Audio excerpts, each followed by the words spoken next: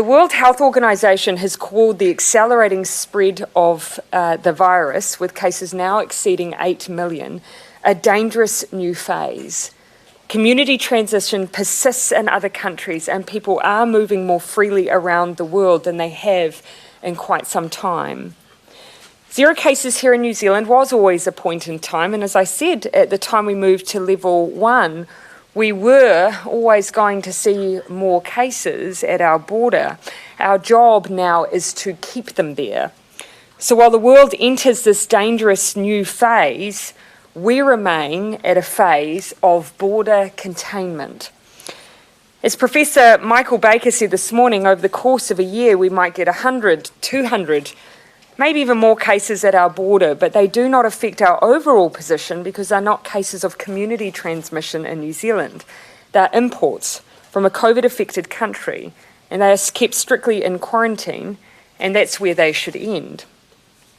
That is why shoring up the border, as we intend as a government, is our absolute priority. 14 days of managed isolation is required of every person that enters New Zealand and is the best way to preserve our current freedoms and open economy.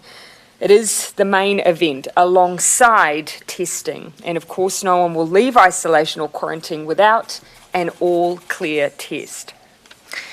Today I'm announcing further measures to keep New Zealand safe from COVID, restore New Zealand's confidence in the system and keep our borders strong. Keeping in mind of the countries around the world, we have some of the strictest border controls that there is. Firstly, our current health order was due to expire at midnight tonight.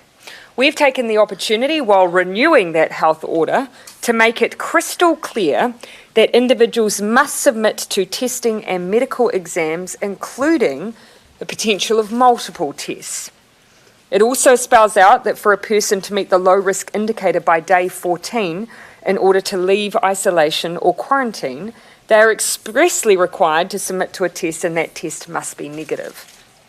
To be clear, the expectation in the explicit directive of Cabinet was testing in quarantine. We are reaffirming that today. 2, we are extending the current cruise ship ban, which was due to expire on the 30th of June. This order also sets out rules for very specific exceptions, such as cargo vessels being allowed to load and unload, fishing vessels to unload and resupply, and vessels to come to New Zealand to undertake repair and refitting. However, for any vessel in a New Zealand port, crew who are coming into New Zealand must complete a 14-day period of managed isolation here, unless they have been on the boat for more than 28 days. This is a tightening of the current rules, which allow those who have spent 14 days on the boat and are without symptoms to leave the boat for shore leave. This comes into effect from the 30th of June. Obviously, the current order exists until such time. Cabinet also agreed to an ongoing surveillance testing program to ensure we're maintaining checks in our communities and for people who are working in our more high-risk sectors, such as those at the border. And Minister Clark will have more to say on that tomorrow.